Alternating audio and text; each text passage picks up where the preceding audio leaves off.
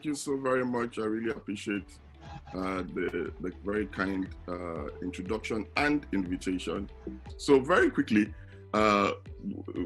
why this book in particular, 5 Levels of Leadership? This is essentially going to be like an executive summary. I'll do my best at summarizing, and then I'll go a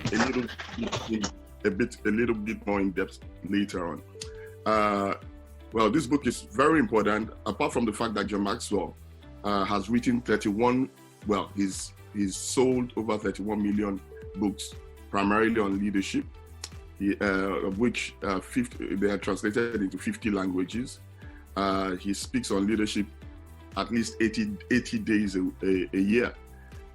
This book in particular is apparently, or the topic of it, 5 Levels of Leadership, is one which he's most called upon to speak about, whether it's in West Point in the military organization or at Microsoft in a corporate organization. And he says the reason why this is so is because this particular book, which is called How Successful People Lead, otherwise known as 5 Levels of Leadership, creates a clear picture and path, particularly for leadership, progress, and development. So if you want to progress in leadership, you can actually, score yourself on this, and it can also serve as, the rungs of a ladder to your leadership development. He initially thought it was just 5 individual practices that will help leaders excel, but he found out that they are not just practices, that they're actually principles, which means they are universal and they are time-tested, and they will work under any condition and in any place. Okay, so in summary, the whole book covers these 5 leadership levels, and then in each of the chapters, he speaks about the upside, the downside, the best behaviors, and the beliefs that will take you into the next level. He highlights that leadership is not a position, but rather it's a process. Unfortunately, many leaders today think leadership is a position or a title. And he talks about the fact, so in summary, a very quick summary, the 5 levels are: 1, position, level 1 position, which is based on the rights of the leader, based on their title or the status. And people follow this kind of leaders because they have to. This is the lowest kind of leadership level. And this is where most, let's say about 85% of leaders, function from. Whatever position it is, that's the best they know.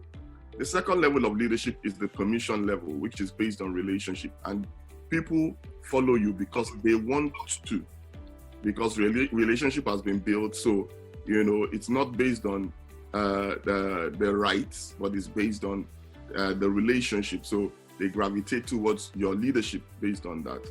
Then he says that people go along with those who they get along with, and he was quick to mention the fact that most people don't leave a job or an organization primarily because they don't like the job. They leave because they had people problems, and mostly because of problems with their boss. Okay, and then number 3 is the production level. Okay, and this has to do with results, and this is where people follow you for what you have done or doing, or what you are doing for the organization, the impact that you're making, the effect that they are seeing. And then level 4 is people development, and this has to do with reproduction, and people follow you because of what you have done for them. Okay, so it goes beyond being inspired by what you've done for the organization. They now begin to follow you because they're inspired by what you are doing for them. You are investing in them. And then the last level is the pinnacle level, which has to do with respect. And this is when the leader has gone to the point where people follow you because of who you are and what you represent. Now, these various levels for me are very, very significant, because I've seen them, practically work out in my life. As I pastored for the last 28 plus years. Like I said, I trained as a medical doctor, but I also, I have a publishing business, and so both the corporate and the charitable world I've worked in, and I have seen that these principles hold very true. And I also, I'm cognizant of the fact that a lot of us are very dysfunctional in our leadership. And especially in the church setting, in the faith setting, I've seen that, in terms of these 5 leadership levels, when people don't go past a particular level, they actually experience a stagnation. Church, it has been seen that there are different church growth mechanisms, and that they're what you call the 80 to 100 church leaders, and then churches plateau after a while when the leader doesn't develop past the point. And then there's the 200 level, that as in the church size is 200, there's 400, there's 800, and there's 3,000. I dare say that these leadership levels actually show, that when a person is just functions from a positional level, he will not go beyond 80. When he grows a bit beyond that, as it were, then he moves to 200 and so on. And, so let me move on quickly. He also shares, insights, concerning this, very quick ones. He says you can move up a level, but never leave the previous level behind, which means you keep building upon each one of them as you develop yourself and progress. And so you don't lose. So even though you have a position, if you move on to relationship-based leadership, as it were, you still have your position, and on and on. He also says you are not at the same level with every person, both in the organization and outside. So you can be at level 1 with somebody, which is you just got into the organization, they just made you put the CEO, OO of the organization, or CFO. You're at level 1 with them, but you are at level 2 or 3 with your children or your wife, and even within the same organization. So essentially, you have to earn the right to move to the next level with each person. Effective leaders react with each follower differently. The higher you go, the easier it is to lead. The higher you go in the levels, the higher you go, the more time and commitment is required to win. Essentially, moving up happens slowly, but going down can happen very quickly. Which means if you go up in your leadership up to even the pinnacle level, which is the respect level, one scandal or something or the other can make you lose your position, which is you go down so fast within moments. Meanwhile, it could take you a lifetime or 20, 30 years to build your leadership to the level of the pinnacle. Okay, the higher you go, the greater the return. Moving further up always requires further growth. It's actually more complicated. Many people get stuck at level 3 because it is harder. It's easier to get the work done yourself. Many leaders are proficient at position, relationship, the permission level, and the production level, but they get stuck at reproducing other leaders. And I will show you in a short while the benefits of getting to level 4 at the minimum. Moving further up always requires further growth, and then not climbing the levels of leadership limits you and your people. John Maxwell is known also for the 21 irrefutable laws of leadership, of which he speaks about the leadership lead. And he says if a person is a level 4 leader, he cannot attract level 5, 6, or 10 leaders. So if you don't grow, as it were, in your leadership, you kind of peg the whole organization. So let me quickly try and touch very quickly on these 5 levels in a bit more detail. I'll spend more time on the first 2 because I believe that's where most people are. And I will talk about the pros and cons. The first level is, the position level, which speaks, it's about your rights. People follow you because they have to. It is wrong to demand for people to follow you because of your position. But sadly, especially in third world countries, that is usually the bane, whereby, don't you know who I am? I am, we present our titles. And to be fair, also in these parts of the world as well, in the Western world, but more in third world countries, positional leaders usually have difficulty working with volunteers, younger people, and the highly educated, because these sets of people don't need to follow you. Volunteers have to be paid. They are not paid. It's harder to lead volunteers. Younger people, if you have any children, you would understand they need a special kind of leadership. So they will not just follow you because you are their parents. When they grow older, when they grow older, they begin to ask why, and challenge your leadership. So you need to change your leadership style to a permission kind leadership where you build relationship, as it were. And then highly educated people don't have to follow you. Now, the upside of the positional leadership is you have a seat at the table. Just because of your title, you get a seat at the table. But it is given based on your potential. So it's based on a promise. You have to prove yourself, and so everybody's watching, so they give you a few days to weeks to say, okay, you are the leader, so we will hear what you have to say. But is there any real point in really following you? And, your authority is recognized because of the position. Your position shows that the organization trusts you, and hence they put you there. All right. It is also an opportunity to grow and prove yourself. A leadership position is just an opportunity.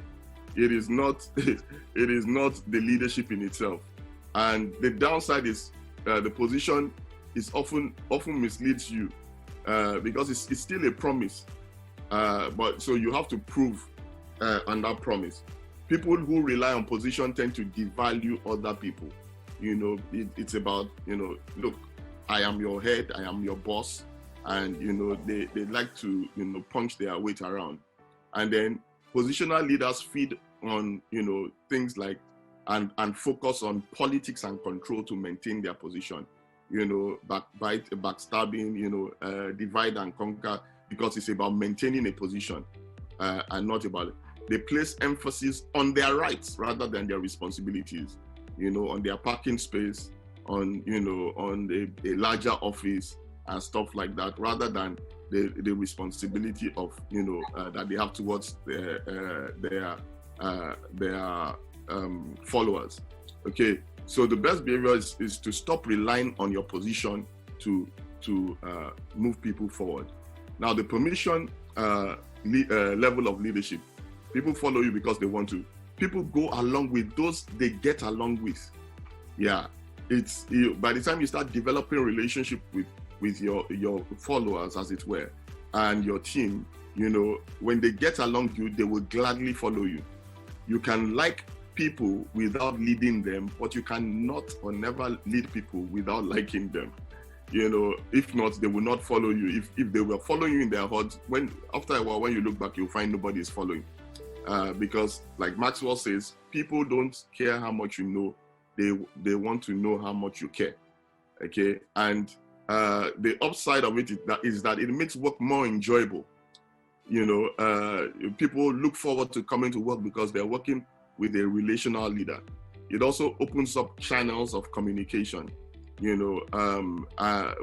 your team. It focuses on the value of each person, because to build relationship with each person, you have to, take time to understand the value of each person. Each person feels valuable. The downside is it appears too soft, especially in the corporate world. And achievers find it too slow because you have to spend time building a relationship before you move them forward. And permissional leaders are often taken for granted because sometimes familiarity could come in. And it also requires that the leader is also open and vulnerable. Yeah, the best behavior is that, you listen, these leaders listen, learn, and before they move people in their leadership. And care without candor is usually a sign of a dysfunctional relationship, as it were, or creates but candor without care leads to, okay, I just, my screen, I can't actually see what I wrote there because it's covered, but I'm sure you can read it. So let's move on. Okay, so let's move on very quickly to the production level. The production level is such that people follow you because of what you have for the what you have done for the organization, rather, what you've done for the organization, and your productivity in the organization gives you greater credibility. you know, the more that they are seeing you, you know, produce results, the more they are inspired to follow. And they do, you know, because you're producing, they do what you do and not just what you say. You are more an exemplary leader than one that stand, that you're not a traffic warden. You're an exemplary leader. Productive leaders are more like tour guides, he says, than travel agents. You know, travel agents book your ticket, they don't fly with you, and they send you on their destination.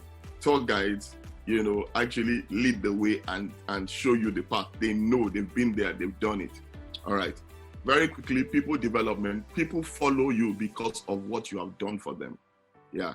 And the highest goal of leaders is to develop more leaders and not just on production or results. Helping leaders grow extends your influence and impact. Yeah. The more people you develop, the more influence and impact you will have. And essentially it creates a multiplier effect. It's phenomenal. People developers tend to spend 20% of their time on production, on doing, so it's like a medical doctor who has a hospital of medical practice. He will spend maybe 20% or less on the technical sides of medicine and treating patients, but spend 80% of his time on developing other doctors. So he frees himself. New leaders help to share the load. The downside is that self-centered people neglect people development, and insecure people also feel threatened about developing people because they feel they may take their position. And then the last level is the pinnacle level, which is respect. These people develop leaders who are able to develop other leaders. And so it creates an exponential growth in the organization. They lead so well and so long that they create a leadership legacy in the organization. Their impact transcends generations and organizations. And then John Maxwell concludes by saying, you know, there are three phases in a leader's life. The first is the learning phase. The second is the earning phase, where you start earning from what you've learned. And then the last is the returning phase, which is when you multiply your leadership in others. I end by saying, by the grace of God, I also have written leadership books, as inspired by John Maxwell, but from my own leadership journey. And I wrote a book called Leadership Lessons from 12 Inspiring Leaders who, these are people I interviewed personally on a one-on-one basis and asked about their various leadership. And most of these people, if not, are at the pinnacle level of leadership, that level 5.